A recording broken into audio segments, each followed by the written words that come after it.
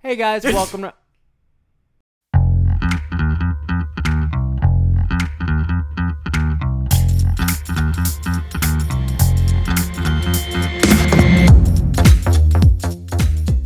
Hey guys, welcome to Nerd Locker Podcast, your entertainment podcast for everything movies, television, video games, and more. My name's Adam. And I'm Oliver. We good? Almost 30 episodes in, and I still don't get it right. Anyways, so today, guys, we are, unfortunately, but also fortunately, talking about the Mandalorian Season 3 finale. Oh, my God. Episode 8, Chapter 24. Wow. Pretty great. It was pretty Wow. good. Yeah. There was a lot going on. There was a lot going on. So we open up the episode where they're on the way of getting out because Paz Vizsla just helped them, R.I.P., get out. Mm-hmm. And Din Djarin is taken prisoner, and they're trying to get their fleet to come and help them with everything. Right. So at this point, which is funny because you called and you were wrong. I was wrong. You were so wrong. Oh, you thought the armorer was... I really did. I thought it too, though. I will admit that because it just seemed like we could still get that. Basically, we thought the armorer was going to betray everyone. Yeah, like that she was the one that was giving them the Beskar armor and everything like that. But yeah, it just... Oh, man. And then the amount of... Anyone that died was no name for Mandalorian side. You know what I mean? They kind of did their big kill last episode. But we get a lot of closure to that when we see, and I'm skipping ahead a little bit, but at the end we have Paz Vizsla's child, the fuckhead that keeps getting everything after them. Ragnar or something. Yeah. So he ends up taking the creed finally because he was never able to finish it at the end of the first episode. Which I thought we would get more emotion, like some kind of... But we didn't. I feel like the writers kind of knew, all right, no one gives a fuck about this guy. Yeah. And then we also have Din Djarin basically John Wicking his way out of... Fucking dope. Like, being captured. And he just mows through them all, almost gets got, and then... We have Grogu come in and help with the droid. Him, yeah. Yeah. So it shows that, like, Grogu is actually, like, competent. He's not like a silly baby. Other than saying no. I think after maybe, I'd saying no. Yeah. I think after the whole Boba Fett sequence, I think Din is starting to realize that, like, oh, he's actually useful. Like, I think that's why he brings him along, even though he's in the droid or not in the droid. To like help out. I mean, he's saved his life multiple times already. So after they get out of being captured, you have Din Djarin and Grogu go to find the cloning vats that have multiple Moff Gideons. Right. What a pretentious bitch. Like, it was so crazy to see all that, but at the same time, we really it wasn't too much of a surprise. I think for me. No, yeah. No, actually, I did not see that. Because I thought he was going to clone, like... Grogu? Either Grogu or other better Mandalorians. I thought he might have been cloning Pedro Pascal for all we know. No, I think with him doing this explains why he wanted Grogu to begin with, because he wanted the Force. The so serum he wanted to put the Force like into... some DNA. Because, the clones were... So he wasn't trying to clone Grogu. He was legit just trying to kill him and take his blood. Trying to have him... have the Force. Yeah. And it's kind of crazy. On the meantime, while that's happening, you have Bo-Katan and the rest of the Mandalorians being attacked by a bunch of the Imperials and just like mowing down their big ship, which is starting to crash, which makes us think that Axe Wolves is going to die, but he doesn't. And they're trying to crash into the base to just like lay it out. And while that's happening, the Mandalorians in this cool fucking sequence goes down and starts mowing through the Imperials, and they're just going back and forth, just bop, bop, bop. The armor coming down with her armor, armor with her hammer. I meant she is fucking people up. I thought she was Thor. Bo-Katan with the dark saber, like all of them are just coming down, and even Din with like when he steals someone's gun, shoots him under the mask. Yeah, Oh, I love that. So many different things that were just so cool with how the whole setup of the confrontation between Moff Gideon and Din Djarin, and then Bo-Katan comes in and starts helping out, to which Moff Gideon ends up destroying the Darksaber. The Darksaber, which was a plot twist for me. I did not think they would do that. Do you think the money that Disney is making on the Darksaber has now gone down in price because now there's no more Darksaber? I have one right here. Yeah. But I still think they can use it. I think that it's going to be shown, like, whether it be Mando, whether it be Din Grogu now, because we also have, after all this is said and done, the climax is Moff Gideon gets incinerated when the ship hits the base. I don't think he's dead. And Grogu uses the Force to save himself, Bo-Katan, and Din Djarin, which was super cool to see. It also tired him out a little bit, which shows he's still trying to learn. Still learning, but I mean that was super dope. It was almost like the scene in Batman where like he had the fireproof cape. And, like, covered himself. So it was super cool. With all this being said and done, now we see Mandalore come back to start again, essentially, and within that, we see the Creed from Paz Vizsla Sun. Then we also see Grogu get taken by Din to get baptized, essentially put into the song.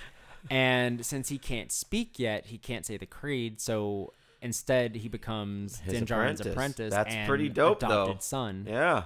To which now they're going to go on bounty hunts together, which will bring us to some other things that people have talked about. Also, tiny part, when Grogu looks into the water, or Din Grogu looks into the water, the Mythosaur opens its eyes. The Mythosaur opens its eyes, to which you call that I was Grogu like, I think Grogu is going to be, yeah. He's the true leader of Mandalore. I didn't say that. I said he's going to control the Mythosaur.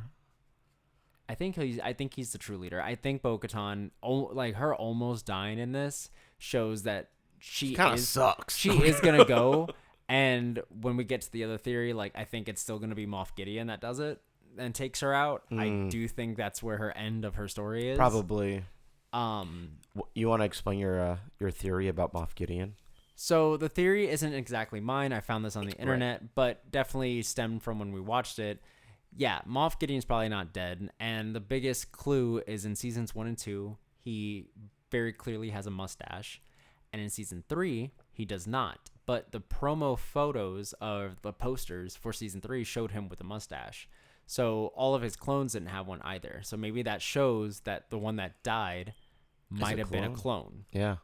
Which would make a lot of sense. That'd be kind of cool. I don't think he's dead either. There's no way. I still think there's an original Moff Gideon out there, the one that originally got away with the.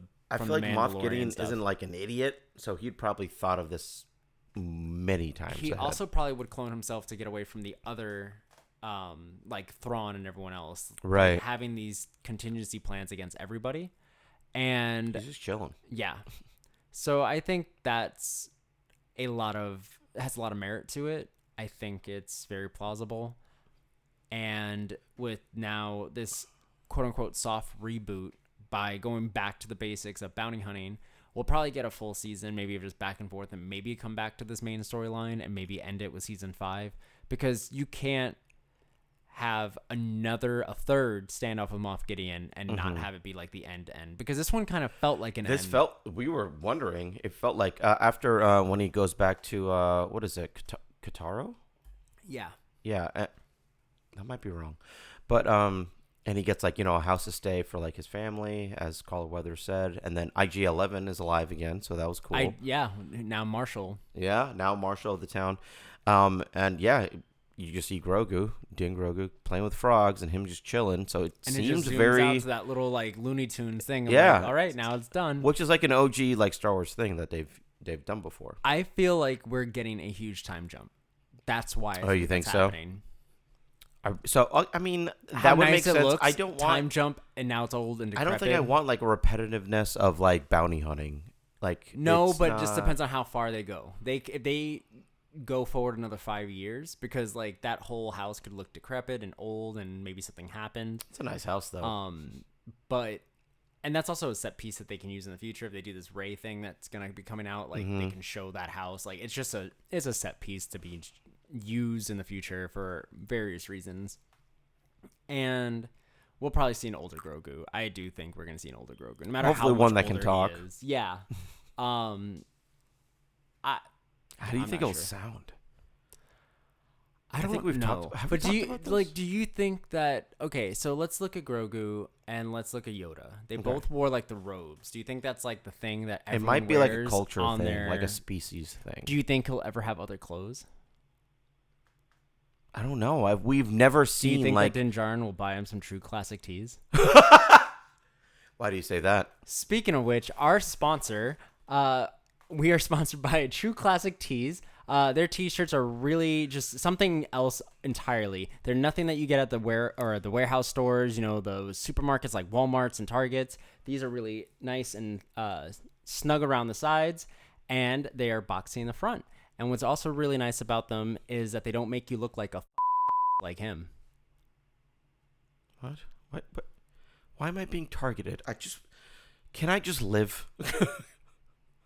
Anyways, if you guys want to get some of your True Classic tees, you can use the link down below and use the code Archangel Films for 25% off your first order. And again, that's down below, trueclassictees.com for 25% off your first order. I'm going to get one. Just so you stop insulting me. I hope you just get underwear so where no one can understand. Oh. I'm wearing True Classic. They have underwear? Yeah. Oh, wow. They have underwear, activewear, everything. I didn't know that. Yeah. All right, I'll get some. Okay. So real quick, going a little bit further into where this can go, like what do you want to see in a season 4? Ooh, man, that is a tough question. Season 4.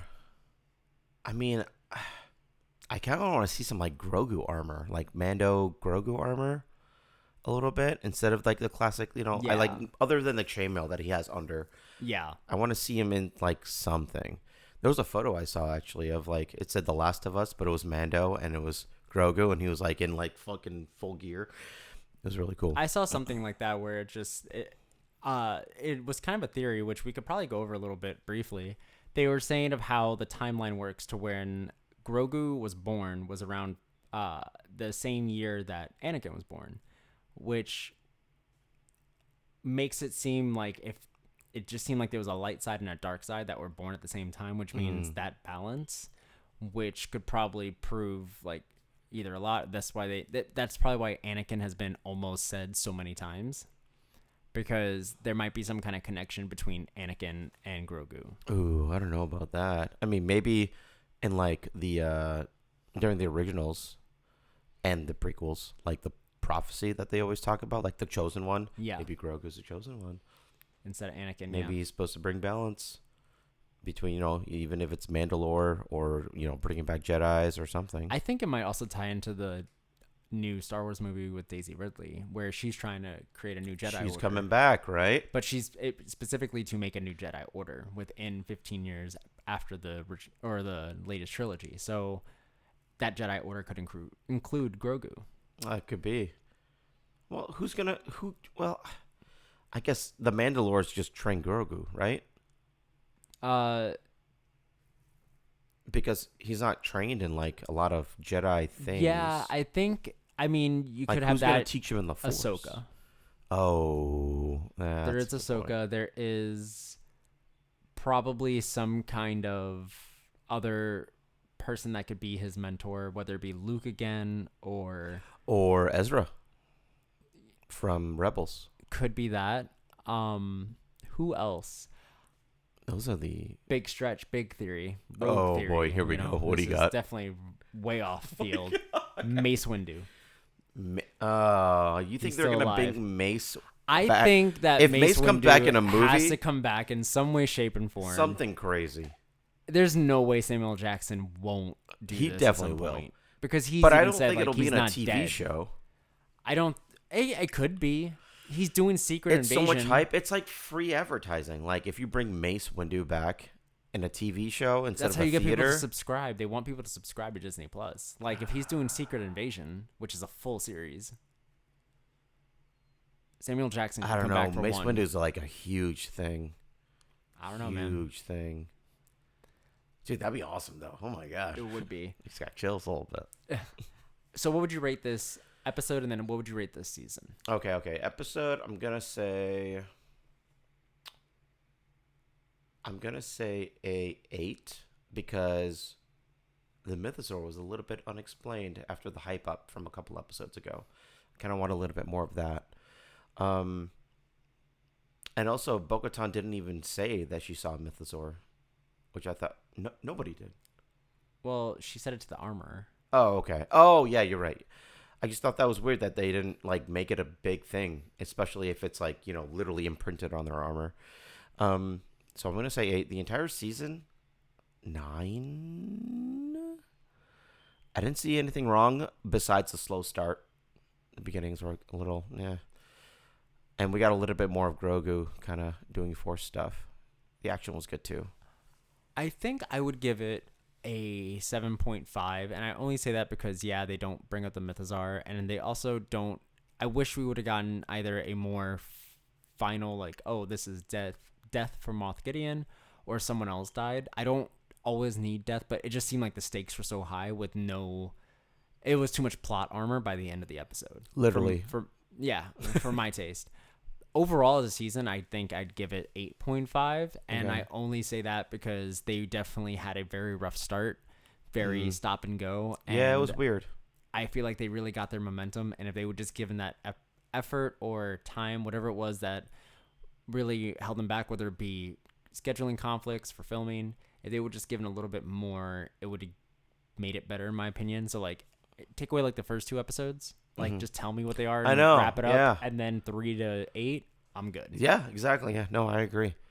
Yeah. And they did take their time on a lot of things that paid off, but also did, like, for example, there was the whole scientist that was being reprogrammed. That was weird. Never saw him again. I wanted more of the person that betrayed. But we never saw any of that, wanted more like, of other that. than the fact that knowing that Moff Gideon's still around. But Also, there was a whole episode about like side characters that Yeah. we didn't even see. we'll see. Weird.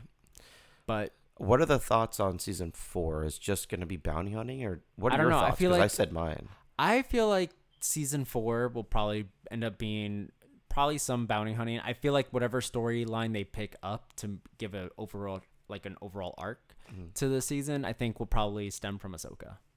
Probably. I think Ahsoka is going to be that Book of Boba Fett for it again. Ahsoka's this year, right? When is that? That's this year. When But I is think it's going to be June.